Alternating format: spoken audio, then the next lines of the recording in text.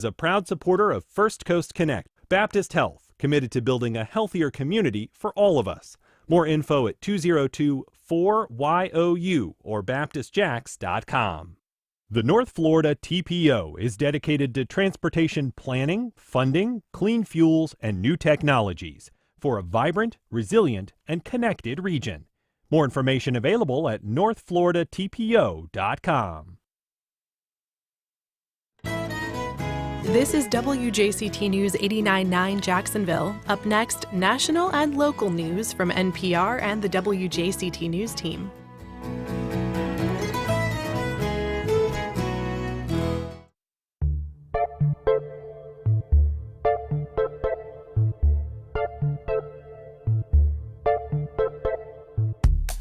Good morning, I'm Ann Schindler. On today's First Coast Connect, from negotiating the future of rocket re-entry to safely diffusing explosive political debates, the work at Cecil Spaceport is an ever-expanding universe. We talk to its director.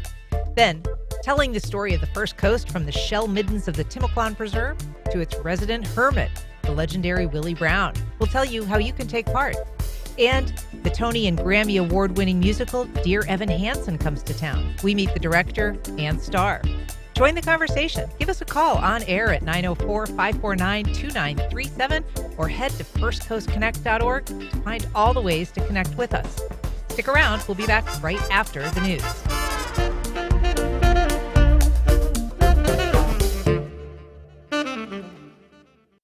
Live from NPR News in Washington, I'm Corva Coleman.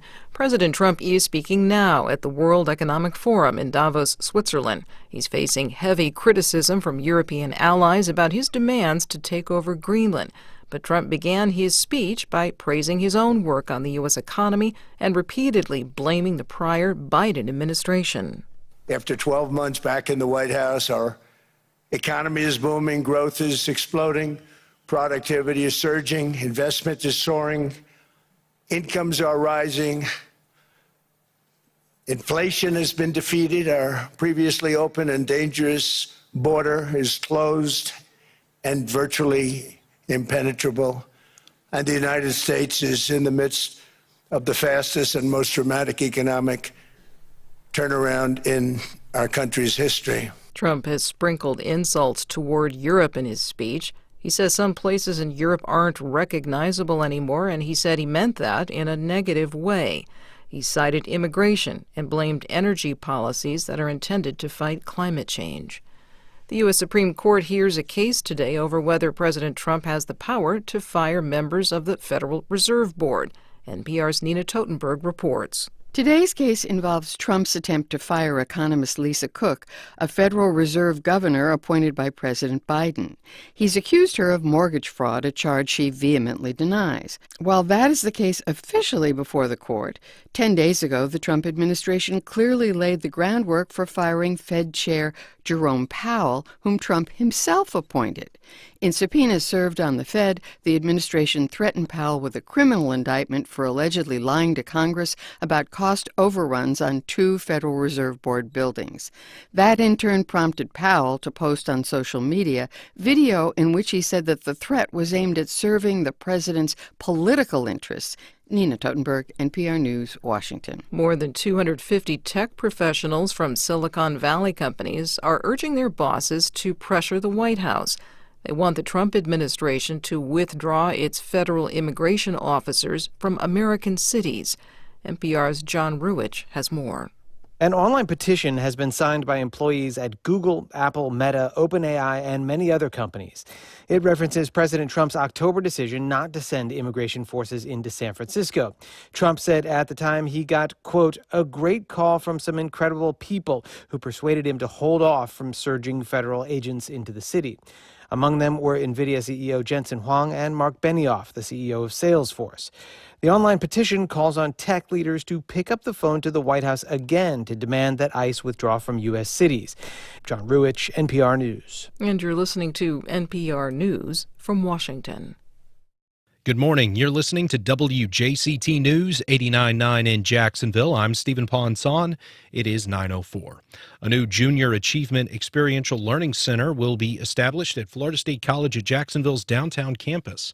WJCT News 89.9's Dan Scanlon has more. The partnership between FSCJ and Junior Achievement of North Florida includes a 50-year land lease agreement representing a long-term investment in local students, workforce, and regional economy, according to officials. The Experiential Learning Center is projected to serve more than 30,000 students annually across Northeast Florida.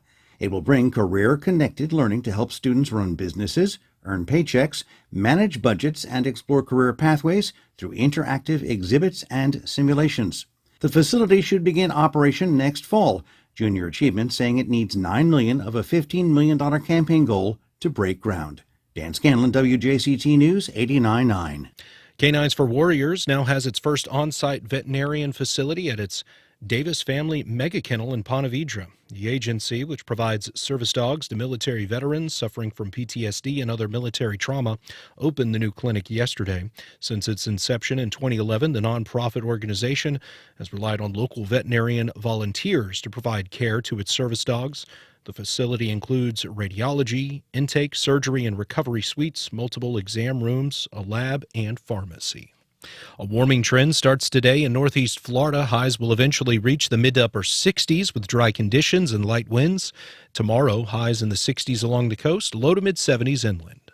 Support for NPR comes from NPR stations. Other contributors include FJC, a foundation of donor-advised funds working to maximize the impact of charitable giving and to create customized philanthropic solutions. Learn more at fjc.org.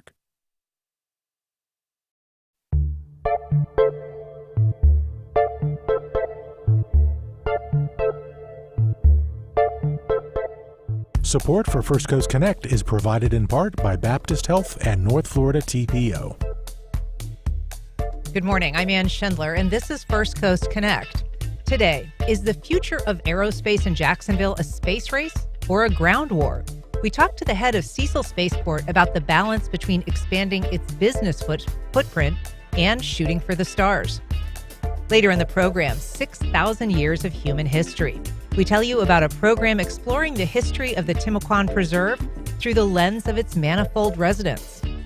But first, it's been a dynamic year out at the former Cecil Field with shifting of both the physical and political landscape.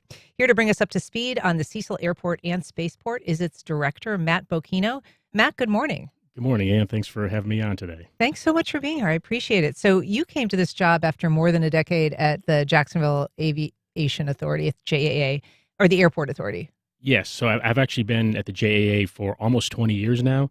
I think this year will be 20 years. I've been in multiple roles, several at Cecil, some at Hurlong Airport, and then in business development and the international airport. So kind of all over the place at JAA, and then a year and a half down in Fort Lauderdale at the executive airport down there. And so in your time before you shifted to be director at Cecil, what were your observations about it? What did you kind of come to this job wanting to do or feeling was necessary at the spaceport and airport there? So that's an excellent question. My first role actually back in 2005 with the Aviation Authority was an intern at Cecil. So I saw it back when it was still a ghost town. When it first came, 1999 is when the base was turned over from the Navy to the Jacksonville Authority at that time. There's interesting, you could almost call them horror stories about the condition of the base because it was announced for closure in 93 and then closed in 99. So in that period of time, the Navy did the minimum amount of maintenance necessary just to keep it open, basically. And then in 99, when the keys were literally dropped in, his name was Bob Simpson. We call him the godfather of Cecil. Dropped in his hands. There were abandoned vehicles, unexploded ordnance. There were all kinds of environmental issues. And we should say, for people who don't know far enough back, I mean, it was a naval base. Yep. Yeah. So it was a Navy master jet base. It has the third longest runway in Florida, which is one of its huge benefits. But the reason it has that is because it was a former Navy master jet base. So there were a lot of fighter planes here back in the day for people who may not remember or maybe weren't here. Yeah. So it kind of got its start in the buildup to World War II and then was eventually targeted for closure by the Base Realignment and Closure, the BRAC Commission that, goes through these reviews periodically. And Cecil was the one that was targeted for closure in 99. Yep, exactly. Yeah. And so, as you said, there was some environmental issues to be taken care of. There was also just this enormous piece of land. Right. Enormous piece of land with really not much going on. But then in that time, now it's been, I think we're in our 27th year now. So over 26 years ago, there's been tremendous change out there, including, as you mentioned in the beginning here, in the past year or so, there's been a lot of good stuff happening at Cecil. We've been working with our partners, putting our heads down, kind of just getting all this great stuff done, but have not done a fantastic job about telling the world about it, which is why I'm here today. Yeah. And so I want you to sort of give us the nickel version of what's out there, because there is sort of this aviation aerospace element, there's businesses, there's training, and then there's sort of this memorial function that it serves out there with the POWMIA, and there's recreational facilities. So just tell us kind of the big picture, what the elements are. Great question. So I would say the biggest activity taking place at Cecil right now is called MRO, Maintenance, Repair, and Overhaul. So it's repair of aircraft, primarily military aircraft. So we have Boeing is our biggest tenant out there, square footage wise. They do P-8s, which is, if you're not familiar with military aircraft, it's the military 737, the submarine hunter. They do maintenance on P-8s, F-18s, and now KC-46s, which is the big air-to-air refueler based on the Boeing 767. And then the other side of the field, we have Flight Star, which does commercial aircraft. So if you see airliners coming in to Cecil, it's not, I've got to tell when I present to communities all the time, it's not passengers coming in, because sometimes I get, why aren't there passenger flights, or why are there passenger flights coming into Cecil? I said, no, it's just a flight crew that come in and get the plane worked on. We have Flight Star, we have Mantech that does military MRO, they do P-8s. We've got LSI does a lot of military training manuals and programs. We also have some government presence there too. We've got the U.S. Coast Guard, it's HITRON, Helicopter Interdiction Squadron. They do drug interdiction. They've had a record year, actually. Their last fiscal year, I think it was over $3 billion in cocaine that they apprehended, it's fantastic, the work they do. We've also got U.S. Customs and Border Protection. They use surveillance aircraft out of there? Yeah, so they have P-3s, which is the old submarine hunter, the 4-engine turboprop aircraft. They do some border patrol, but a lot of drug interdiction as well. And then we also have the Army National Guard, which is a troop transport and medevac unit. So they have Chinooks, which are those big helicopters with 2 rotors, Blackhawks, and then Lakotas. So there's a lot of cool, if you're an aviation geek like I am, there's a lot of cool stuff happening out at Cecil. You mentioned POWMIA, so that's actually on the city side of the property. The base was 17,000 acres overall. So NAS Cecil Field was 17,000 acres, which everyone knows how big Jacksonville is, right? So a full 3% of Jacksonville back in the day was NAS Cecil Field. Wow. 6,000 of those acres was given to the JAA, and then the rest is there's a small sliver to the south managed by Clay County, which is parkland, and then the rest of that is managed by the city. Some of it's, the fair is coming out to the west side, the Jacksonville Fair. That's on the former NAS base. The equestrian center's out there, and then the city's doing a great job working with the Hillwood Group to put a lot of. So if you go out to that area and you see Amazon or Wayfair or Bridgestone Tires or all these big warehouses, that's also the former Navy base, but that's on the city property. So the POWMIA facility which they're doing great work out there, but that's on the city side. Gotcha. And so when we think of things like the Saft America, the Amazon warehouse, that's at the Cecil Commerce Center? Exactly, yeah. Yes. Okay, very good. And that's not something that you oversee? No. We work closely with the city. We talk all the time, but yeah, we don't oversee. JA doesn't deal with that part. Okay. And so it's an airport and a spaceport, and you mentioned that it's got this nice long runway. It's got about 4 runways altogether, but the spaceport is this element that has been a key focus in the last couple of decades of the Cecil complex out there, particularly this discussion of horizontal launch spacecraft. Yes. And I can remember covering that as a reporter, really almost 2 decades ago, is kind of being discussed. This was going to be the future of Cecil. Right.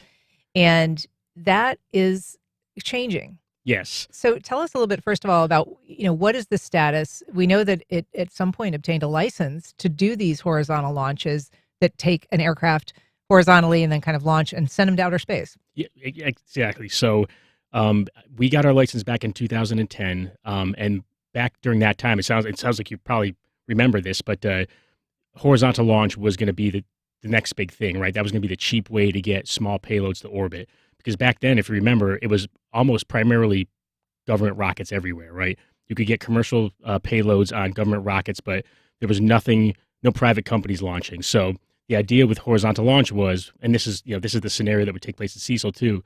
You have an aircraft that has regular engines with a rocket or the spacecraft underneath, takes off, and in our case, it flies out over the ocean, drops the rocket or the spacecraft out there. That's where the engine is ignited, goes up to space, and then the carrier aircraft comes back to land. So that's the concept.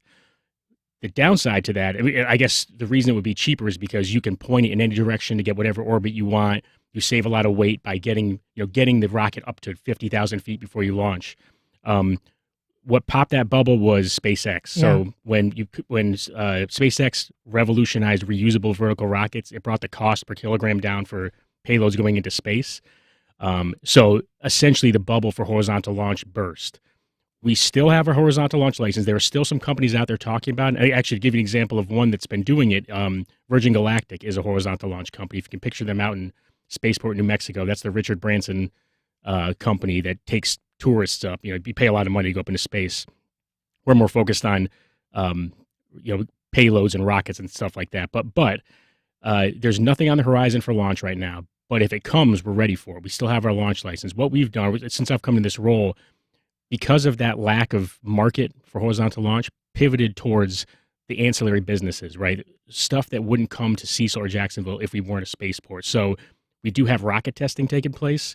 In fact, we have 3 signed agreements with Florida universities. So Embry-Riddle, UCF, and UF, their rocket clubs operate at Cecil. In fact, Embry-Riddle just did a hot fire on Saturday. And what is a hot fire? So that's a successful. They actually ignite. They combine the propellants, ignite the rocket, and it goes.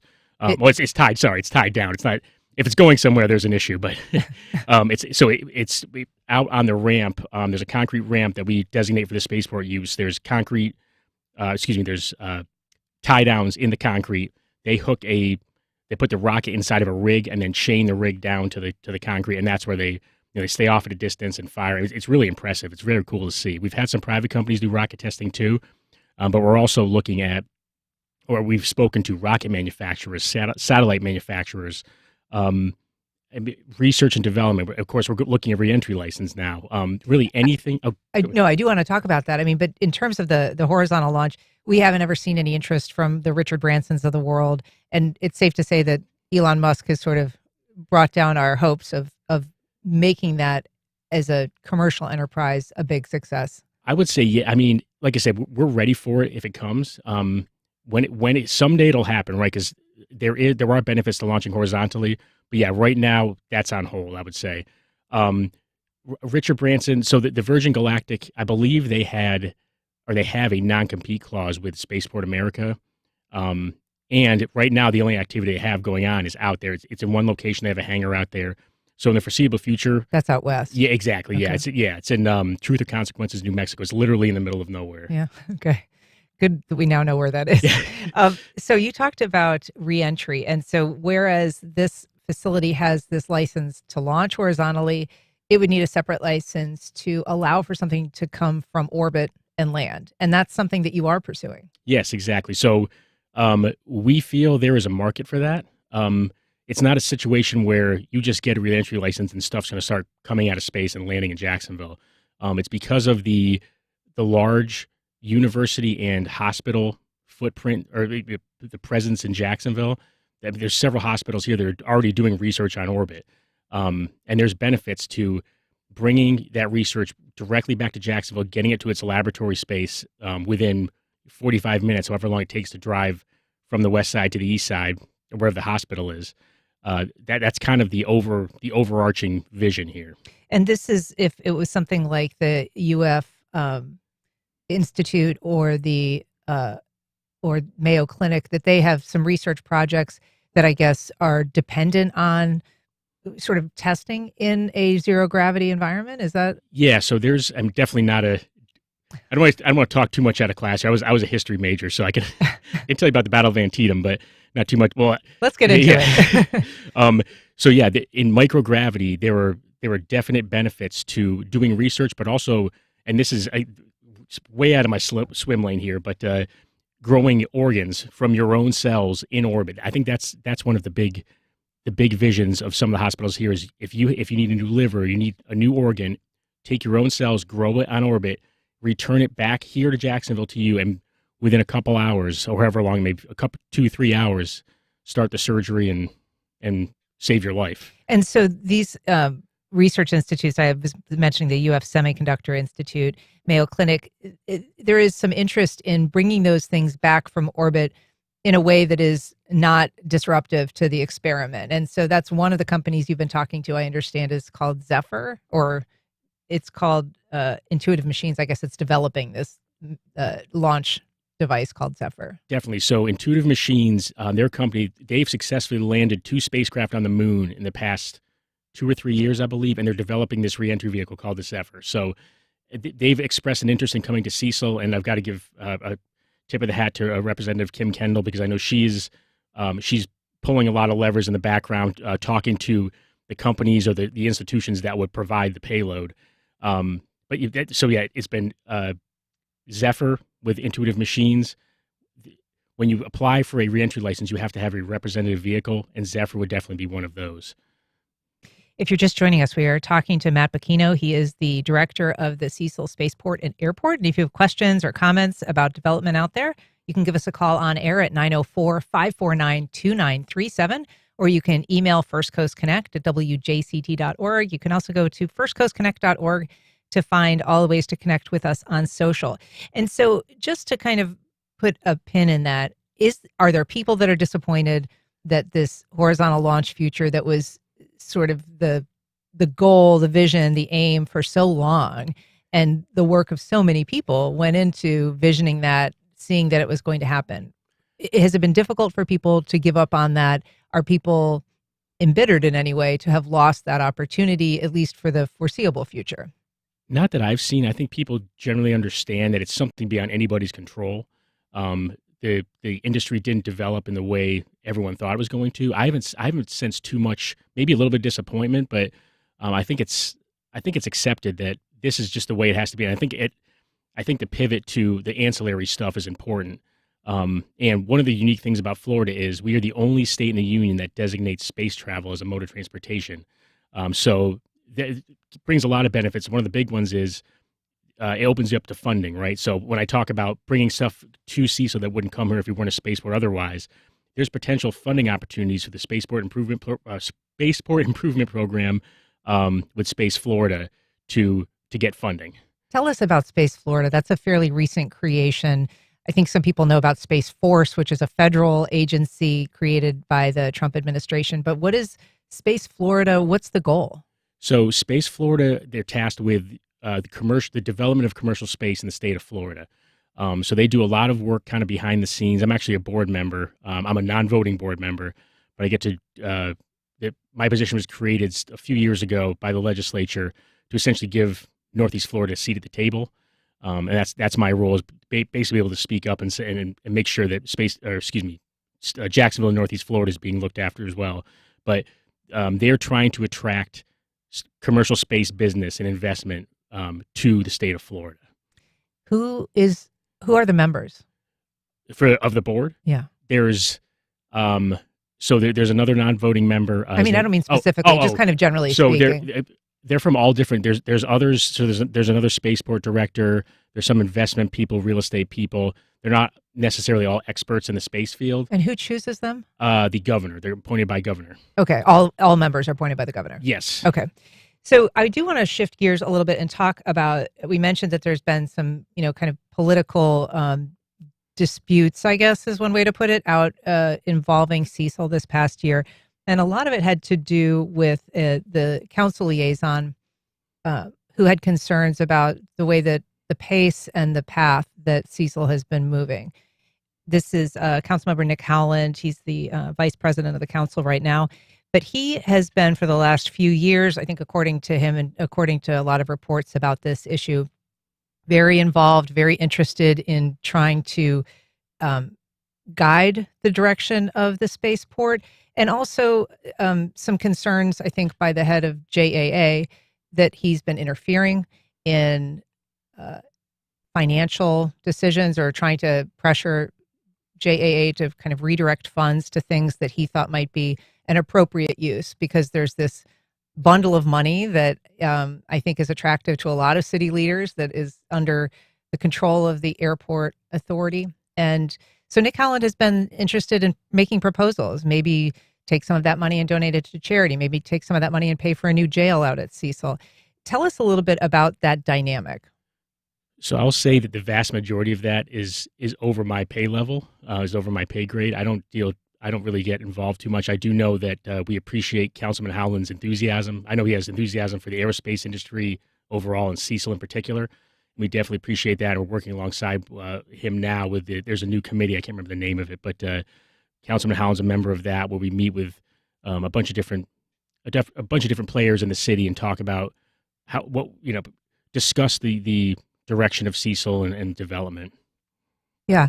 And so you say that's a little bit above your pay grade, but in terms of the specific proposals that were being made, for instance, like a jail, how would that fit into the vision of the development at the spaceport? So, I mean, and I think this might have been discussed with Councilman Howland, but we just couldn't do it. I mean, there's restrictions put on airport revenue by the FAA by what are called grant assurances. So if you accept federal grant dollars from the FAA, from the Federal Aviation Administration, there are restrictions on there. And one of them is you have to use airport money, it has to stay within the airport. It can't be used. I mean, there's an example of, I can't remember the specific city. It happens all the time, but like a city will want to use airport money to buy a fire truck, somewhere across the state or something like that. But the FAA says you can't do that. Pretty limited. Yeah. Okay.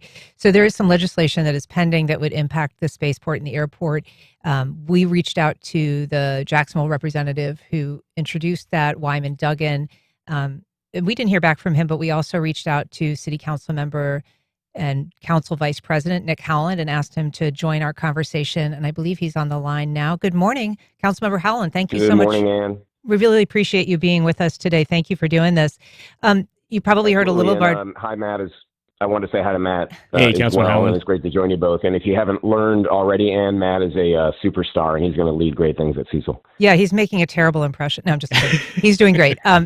Nick, tell us a little bit about, this, you've heard us discuss, there was this dispute, I guess, between interest that you have in maybe some specific kinds of development out at the spaceport that specifically have to do with aerospace and the future of aerospace. And in those discussions and in that interest of yours, you've kind of run up against some pushback from the head of JAA. First of all, tell us why you're interested in the first place. I mean, obviously, you're the council liaison for this agency, but Sure. What is your intent in being as involved as you are in Cecil? Well, you might remember I was finance chair on council back in 2023, and we review and approve all the independent authorities' budgets. When we reviewed JAA's budget, what we noticed as a committee was just a really high level of cash.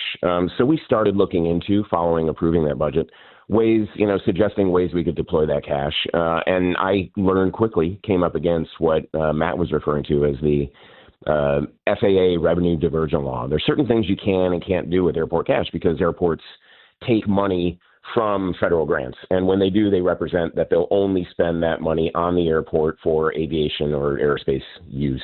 So I quickly learned things like, as Matt suggested, buying a fire truck are not reasonable and permissible uses of that cash, nor would putting a jail there. That was a suggestion. It wasn't a proposal. And several other things I looked at and tried to run up against FAA revenue diversion law and learned would not be permissible. But what is permissible are aeronautical and aviation spend on airport property. And of course, Cecil Field is part of Jacksonville Aviation Authority's property. So I engaged with several state leaders, even federal leaders, who over time have kind of worked with the airport to try to accelerate aerospace and space-related growth at Cecil. And together with them, started making some suggestions that we could do more at Cecil. And I mean, the time is right, really. And because, first of all, the market is growing. It's a $400 million market right now. It'll be $800 million within the next 5 or 6 years. Down in Cape Canaveral, just 4 years ago, there were 50 vertical launches. There was 100 this past year. And the state is very interested in developing the space-related industry, not just in Canaveral, but throughout. And Cecil figures prominently in that. Sure. So we have an unparalleled opportunity, I think, to accelerate space-related and investment and job growth at Cecil. Yeah, I appreciate that. And so my question about your involvement, obviously you've taken an interest in Cecil and this surplus of money that they have, or this cash on hand that they have. The Jacksonville Aviation Authority is, an independent authority, and I would guess that their CEO, who I think has been perhaps on the other side of this debate somewhat with you, would say that, those are decisions that should be left to the airport authority and not micromanaged by city council in terms of, how funds are redirected, or that if there is a cash surplus, that be something that the airport decide how to spend and how to prioritize those needs, as opposed to being directed either by council or in the case of this legislation that Representative Wyman Duggan has introduced, you might prioritize, for instance, aerospace over airport operations. First of all, what is your relationship right now with the CEO of the airport authority, Mark Van Loo? And do you think that your involvement is interfering with the agency's autonomy? My relationship with Mark is great. We have established kind of a joint economic development committee that's headed by the chair of the JAA board, David Hodges. I'm on it, several members of council and several other board members and staff at JAA are on it. They understand, as well as I do, the opportunity for growth at Cecil. As far as autonomy, no, I don't think so. I mean, just because independent authorities have the word independent doesn't mean they are totally independent. I mean, their structures are set up by our state's charter, which is determinative of a state legislature. For all four of the independent authorities, city council approves their budget. And then all four have boards that are either appointed by city council, the mayor, or the governor. So we're not trying to interfere with them in how they do business. We're just trying to do a policy shift. And you mentioned before that there's been kind of seismic political shifts. I don't think that's true. I think there's been policy shifts because political implies partisanship. But this policy shift to focus more on aerospace growth at Cecil Field is nonpartisan. It was unanimous in council. The administration supports it. It was unanimous by the Duval delegation, and the change to their charter that mandates JA's focus on economic development at Cecil will probably fly through easily through the state session this session. Do you know if the JAA supports Wyman Duggan's bill? They do now. If you're asking Matt or you're asking me? I was asking you. Yeah, they do now. We negotiated the bill. It started as a J bill that city council had to approve. Then it went to Duval delegation, and now it's running through state session. So originally it was going to have a name change. We were going to change it to Jacksonville Aviation and Aerospace Authority, as well as mandating JA's responsibility for aerospace at Cecil. And then there were some board changes. We wanted some members of the board to have an aerospace background. There's the requirement to bring to city council prior to budget a plan on economic development at Cecil. Together in a room, we struck two parts of that. We struck the name change and we struck the change in board composition, but we kept what is really fundamentally important to me and council, and that is JA's charter focusing them on economic development at Cecil and bringing the annual plan to council. And in return, just kind of another example of how JA is autonomous, but not completely. They asked us if we would put into the charter a change to their procurement levels. Right now, there's certain levels set by the charter for how kind of dollar levels that they can buy without making it a competitive process. And they've asked us to up those a little bit so they can kind of move more rapidly. We're doing so now, but that just shows that there's, the government has put in place certain levels of dependence because it's a government entity after all, and it's beholden to the people, as all government entities are. But we're not going to interfere with them on a daily basis. This is simply a policy shift. I want to ask you about one other element of that bill, which is a designation. It would specifically give the Spaceport director, quote, operational oversight management of the day-to-day administration. That person who's here with me, Matt Bocchino, does giving him the designated authority of oversight management and day-to-day administration in any way cut out the Jacksonville Aviation Authority oversight? And I'm asking you that. I don't think so. Yeah. I think, can you still hear me okay? Ann, I think I just kind of cut out a second ago. No, I can hear you. Thanks. Okay, yeah, the bill I was talking about, sponsored by Speaker Pro Temp Duggan, is 4045. The bill you're talking about, sponsored by Representative Kendall, House Bill 335, does indeed give more autonomy to the spaceport directors, to Matt, and I think one or two other spaceport directors across the state. I think that's great because, again, I think with kind of the combined local, state, and federal effort on Cecil Field, and believe me, it's our entire council's behind it. The mayor's behind growing Cecil's aerospace development. So are Representatives Bean and Rutherford, and Duggan, future Speaker Garrison, and Representative Kendall. We're unified in this. I think that's going to allow Matt and the team to more rapidly develop Cecil as what we hope to be kind of a space logistics town. So Matt had mentioned it was a ghost town when he was an intern. We want it to be a space logistics town, and I think we're well on our way. Well, City Council Vice President Nick Howland, thank you so much for joining us today on the program. We really appreciate your input. Thank you, Ann. All right. So, Matt, I want to ask you about that last element, kind of your take on that. He's pointing out that that's Kim Kendall's bill, which is correct, Representative Kim Kendall. But does giving you that nominal authority change the dynamic in terms of what the Jacksonville Aviation Authority, which is, otherwise in charge of Spaceport, Cecil? Does it change your responsibility? Does it cut them out in some way? No, it doesn't. To be completely honest, I'm not sure what the intent was with that particular part, because we're already autonomous from Space Florida, and the Spaceport is part of the JAA, always has been. I mean, to any extent that it helps improve Cecil Spaceport, I'm definitely in support of it. Okay. And has this whole issue been a motivator for folks at Cecil? Has it been difficult for you to kind of manage the politics, or as Nick Howland said, kind of the policy shift that has been advocated by some on council? So I think the one struggle is something I kind of pointed out in the beginning. It's the fact that all this stuff, like there is great stuff happening at Cecil. It's been going on for several years now. Well, over 26 years, it's been kind of a slow burn, but in the past 4 or 5 years, so when I was an intern in my earlier roles in Cecil, I would say the east side of the airport is a powder keg. It's just waiting for a spark. And then in 2019, 2020, we got the spark, which is the big Boeing hangar that was built over there. And since then, there's 2 more big Boeing hangars being built. We got a grant to build Approach Road, which was just completed early 2025, which is 1.8-mile roadway extension down to the spaceport.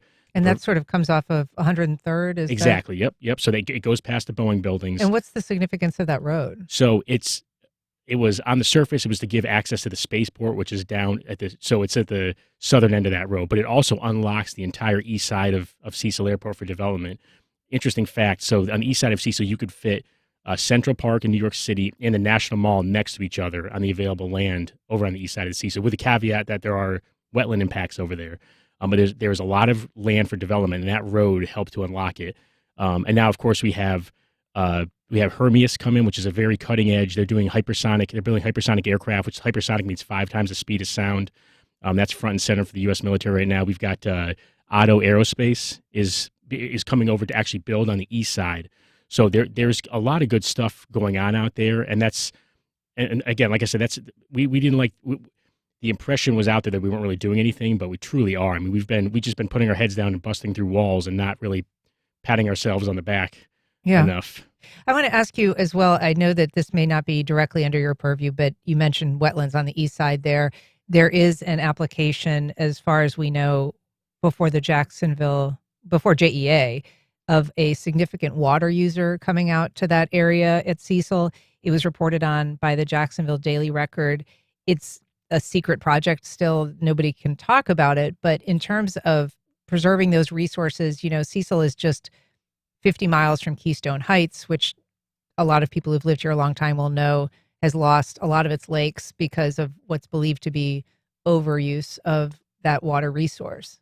So I would assume that you're referring to Otto Aerospace, because that's the only big project that's going in right now. I don't know that that's the case. I do know that the people involved have said that they're not able to talk about it because it's still in an application process. So I wouldn't say that I know that that's the case. Okay. If it is something else, honestly, don't know what it is. Okay. I haven't heard anything about, and I would have heard about that. But as far as this may be at the Cecil Commerce Center. It may be. It might be at the Commerce Center because there's no big water user coming into the airport property. Okay, and so that's not something that you would have any oversight or participation. Correct. in. Yeah. Okay. So I know that you're going to be making the rounds, as it were. I think you're addressing the chamber later this week. Tomorrow, yes. Yeah. Okay. In terms of what you think a couple of years from now, I mean, if even just 4 years ago we were still talking about horizontal launches, what's going to change between now and maybe the next time we sit down? So we'll have Otto will be building their manufacturing facility. I'd say within the next 5 years they'll be done. So we'll have a lot new high-paying jobs coming to the area. My hope is that we'll have a reentry license, or if you're saying 2 years, it's probably going to take about 2 years for the whole thing to be completed. Hopefully we'll have a reentry license, and there will be potentially some commercial development around Cecil, because that's one of the challenges on the west side area there is, lack of C-stores or hotels or restaurants, that sort of thing, right around Cecil. So we hope to see some of that built out, but just more development. And the goal is always, and same thing with Councilman Howland too, I'm sure, in all the partners we work with Jax USA, the City Council, of course, Office of Economic Development, is better Jacksonville, right? Everybody pulling the same direction to make stuff here in Jacksonville better. High-paying jobs, quality of life, all the good stuff. Yeah. Well, Matt Bocchino, it's a pleasure to meet you. He's the director of the Cecil Airport and Spaceport. Appreciate you being here today. Thank you for having me. All right. Up next, telling the story of the First Coast, from the shell middens of the Timucuan Preserve to its former resident hermit.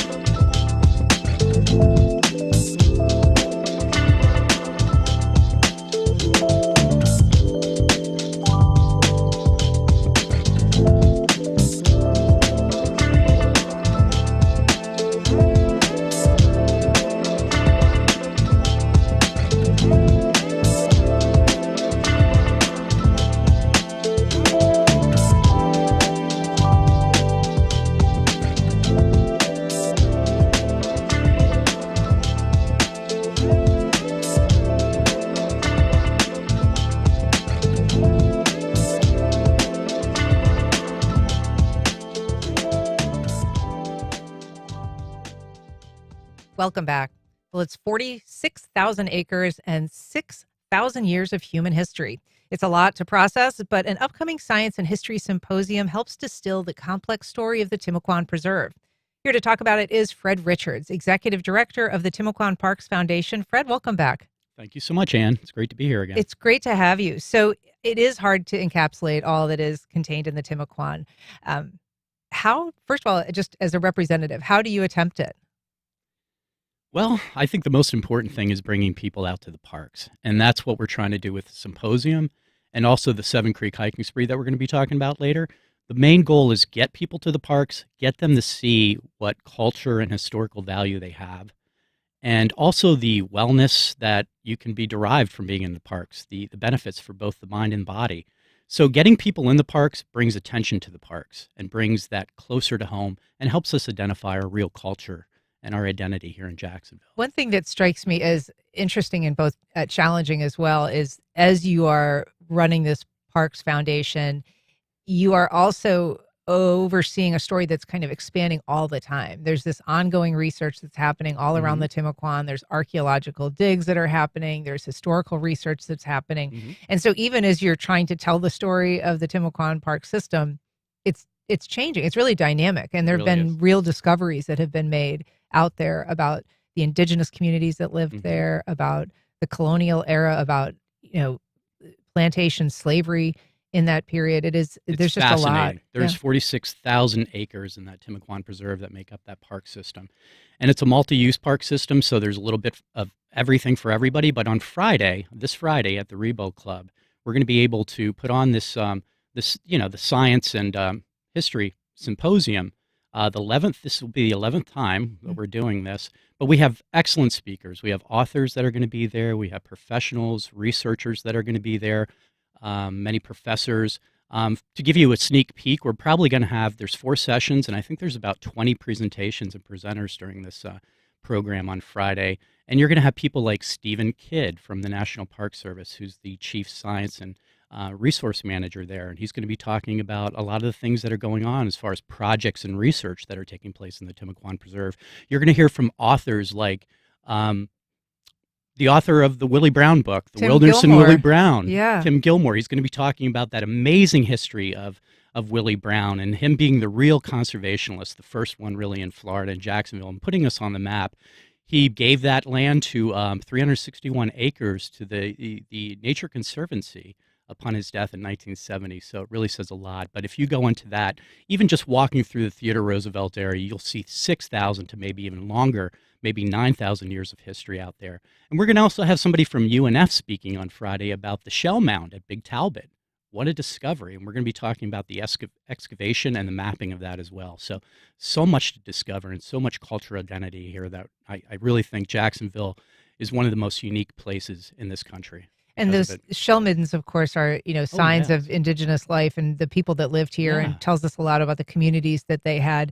It's amazing. Yeah. So if you walk in Theodore Roosevelt, you'll walk in this one area near the shoreline of the Marsh shoreline area. You'll see raised areas where you'll see shells, maybe 3 to 4 feet high.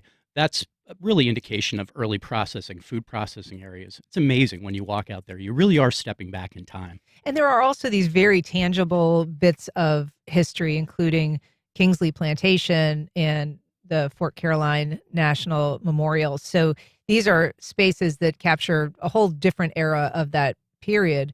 It really is astonishingly broad. I thought it was interesting, too, that there's a lot of the range of the speakers. As you say, there's people who are talking about the history, but then there's these practical elements, too, like how to get rid of crab traps, that have become a problem. But one of the things, obviously, that all of the wetlands areas of Northeast Florida face are, kind of the impact of rising seas, climate change.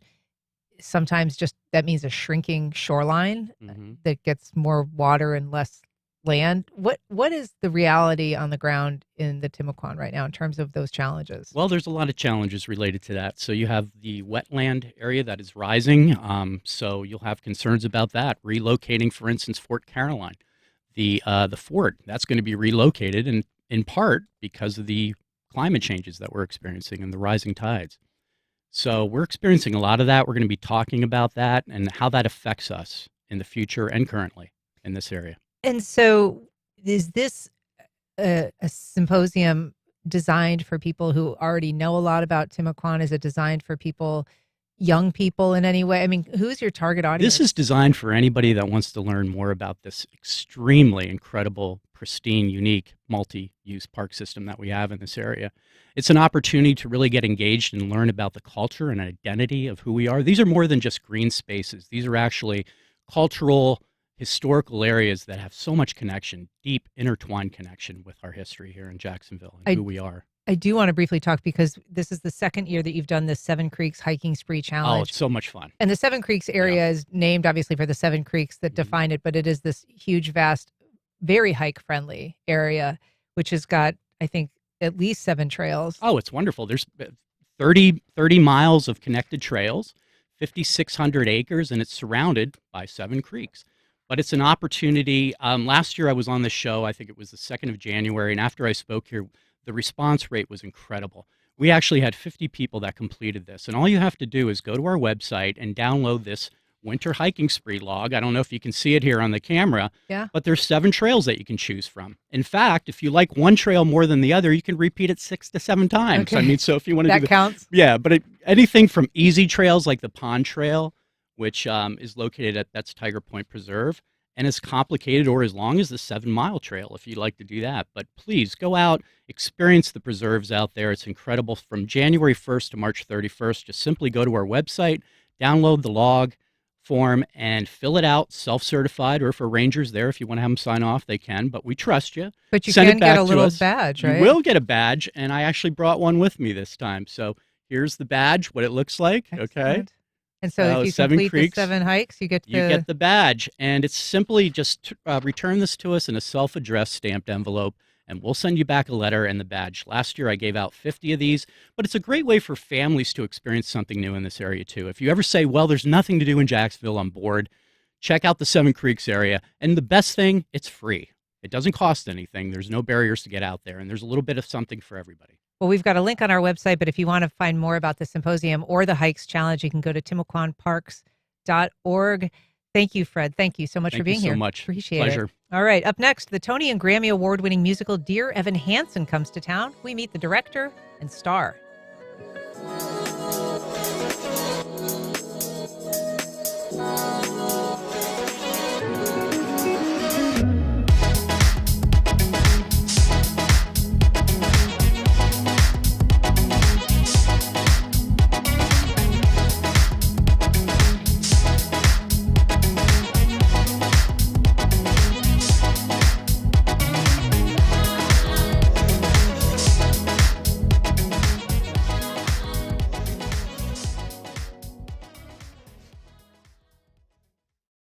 Terrell Hogan Law. I'm Wayne Hogan. Accidents can happen when you least expect it. For decades, our attorneys have dug out the facts to help juries decide who's at fault. More at TerrellHoganLaw.com. AEG presents The Beach Boys, saluting 60 years of pet sounds with 2 shows at the Ponte Vedra Concert Hall, Monday, January 26th at 5 and 8:30 p.m. Tickets and information available at AXS.com. And while working Americans catch up, we're going to put a temporary cap on credit card interest rates at 10%. We have no choice. That's what President Trump says he wants to do. A 10% cap would bring relief to millions of Americans. But can a president command how credit companies do business? And would they comply? That's on the next On Point. Today at 11, here on WJCT News 89.9. The next Fresh Air. Are ICE agents in Minneapolis breaking the law? And how is that being played out on the streets and being battled in the courts? We talk with Elizabeth Goitein of the Brennan Center for Justice and Emmanuel Malione of the University of Minnesota Law School. Join us. Today at noon on WJCT News 89.9.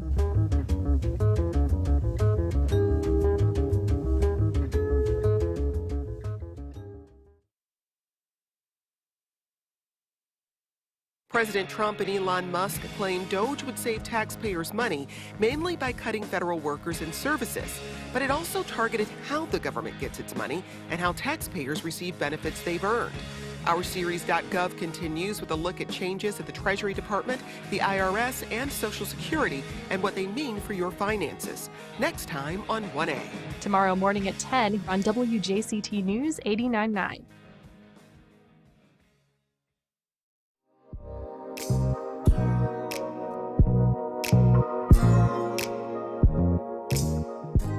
Welcome back.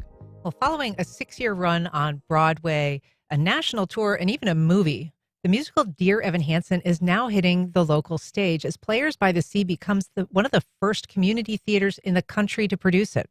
Here to tell us about it is Bradley Akers, Managing Director of Players by the Sea. Bradley, welcome back. Good morning. We're also joined by Chad Boyd, who's the actor playing Evan Hansen in Dear Evan Hansen. Chad, good morning. Hi, good morning. Thank you so much for having me. Well, thank you for being here. And I just think this must be such a fun role. It is an intense role in a lot of ways. For people who aren't familiar with the character and the play, just tell us a little bit about Evan Hansen. Well, Evan Hansen, great story. It follows a social anxiety-ridden teenager. His name's Evan Hansen, and he writes these letters to himself about these pep talks that he has to give himself for therapy, which is Dear Evan Hansen, which is the title of the show. And one of the outcasts of the school, his name is Connor, he finds the note and he sees that it's written about his sister, which Evan Hansen has a crush on. So he kind of flips out, takes the letter from him, and he has this conversation with Connor's parents in the principal's office, and he thinks he's going to get in trouble for this letter, but he finds out that Connor unfortunately passed away. So it follows Evan Hansen telling this lie that they were best friends. Because this letter would appear to be something that was to him. Yes, because it is written from his perspective. You know, he's trying to give pep talks to himself, writing to himself. The parents believe that Connor wrote the note to him. And so how does that become significant in terms of the evolution of the plot of the play, this misapprehension, this sense that Evan Hansen is this kind of beloved friend of this unfortunately deceased student? It's really hard to kind of describe, but it's just a lie that just spirals out of control. And what's really brilliant about it, I think, is that you kind of understand. You kind of understand why he lies. You understand that, you know, he wants to help the family. He doesn't want them to feel so broken and grieving, and he wants them to feel like Connor kind of had a legacy to leave behind with friends, and that he had someone that he could have relied on.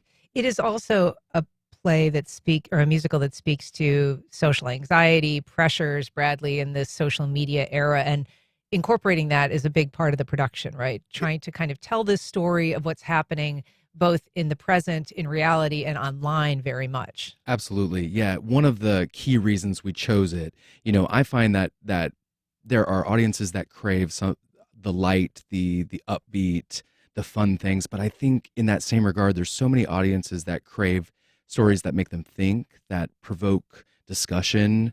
And so Dear Evan Hansen, for us, as being one of the very first community theaters to get to do it, also is going to challenge not only our audiences, but the capability of our theater to bring the digital world to life on stage, which is not something that we do very, very often out at Players by the Sea. But I'm so excited. I'm so excited to see where it takes us, and then how it sets us up for future technology in theater. It is a technical challenge to stage this musical. It is also a musical that is going to be back at the home for Players by the Sea, who were displaced by a fire and then flood because of the fire. Mm-hmm. Tell us a little bit about the progress. Sure. So we are back in our home as of November. In April, as you mentioned, the fire and flood displaced us, and we traveled around Jacksonville, and we're a nomadic producing company trying to keep our 60th anniversary season going, which is what happened last year. But now we've got one half of the building reopened. So our main stage, which is where Dear Evan Hansen will take place, that's reopened. Our common spaces for our actors and our audiences are open. The second phase of our building, which is the studio theater, administrative offices, and a classroom, that's going to be reopened hopefully in the next couple of months, so that our home that was built in 1943 will be restored to its glory again as a cultural landmark. And just tell us, this show gets rolling next week. Tell us a little bit about how people can get information and when the run is. Sure. It runs January 30th through February 15th on the weekends. They can go to playersbythesea.org for all kinds of information about the cast, tickets, and whatever you need. All right. Well, Chad, I know this is going to be, I think, your first performance with Players by the Sea. Just very briefly, what are you looking forward to? I'm really just looking forward to, I've worked with Bradley before, so it's really great to connect with him. I've worked with the director before. I just really, one of my main goals, not only just with Dear Evan Hansen, but just in general, was just to kind of, expand my reach a little bit more and connect with people, because the arts is such a small foundation, even though it's huge. It's just a small knit circle of people. So it's really great to find new people, to make new connections with people, and just kind of push through a new community. Well, I know it's going to be a great performance. Break a leg. Chad Boyd, Bradley Akers, thanks for being here, and congrats on the progress on the newly revised facility. Thank you. Thank you so much. Thank you so much. And that's our program. Thank you so much for listening. If you missed anything, you can find all of our past and current broadcasts at firstcoastconnect.org. And while you're there, you can sign up for our new daily newsletter that comes to your inbox. It's got show notes, information, and an opportunity to submit questions to our guests in advance.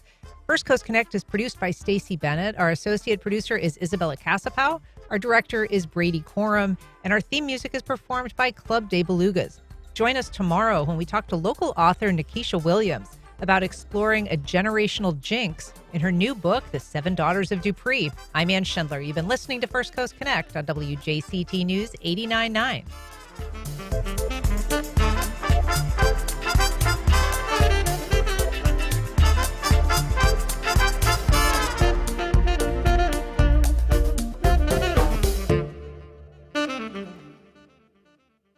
Support for First Coast Connect is provided by Baptist Health and the North Florida TPO. Scenic Jacksonville presents the Great Cities Symposium on February 5th. Victor Dover, city builder and town planner, shares how he has transformed cities, streets, and neighborhoods through urban design across the U.S. Tickets available at scenicjacksonville.org. The North Florida TPO is committed to shaping our transportation future. We're focused on planning, funding, clean fuels, and new technologies for a vibrant, connected community. Learn more at northfloridatpo.com. Baptist Health is a proud supporter of First Coast Connect. Baptist Health, committed to building a healthier community for all of us. More info at 202-4YOU or baptistjacks.com. This is WJCT News 89.9 Jacksonville. Up next, national and local news from NPR and the WJCT News team.